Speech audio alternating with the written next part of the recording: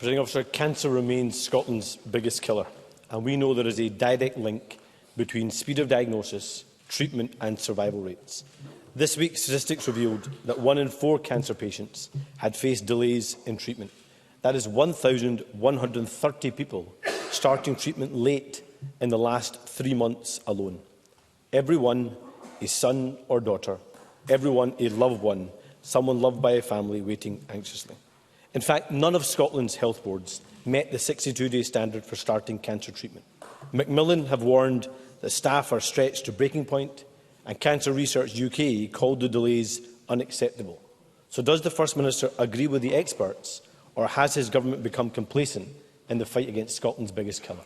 First Minister. We absolutely haven't become complacent. I hope we can demonstrate that through the work we've done with key stakeholders in relation to the cancer strategy. Douglas Ross and Anna Sarwar are both absolutely right to raise what is a crucial issue for people right across Scotland. Let me in turn try to give some assurances. We are recovering from a global pandemic. That global pandemic has absolutely had an impact, not just on our health service, but of our cancer services. But if I look at the statistics and the figures, when I look at, for example, the 62-day pathway, we are treating 41.2% more patients on that pathway than we did 10 years ago. And if I look at the 31-day pathway for which there has been an improvement, we are treating 19.6% more patients than we did 10 years ago. So we are seeing more patients. The throughput has increased over the last decade. That's not complacency at all, because there's clearly more to do, particularly around the 62-day pathway. Anna Sarwar also raises the importance of diagnostic waiting times. And again, the latest statistics show an improvement in that regard.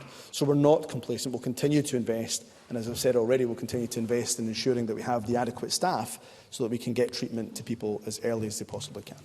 Anna Sarwar. Presiding Officer, COVID started 3 years ago.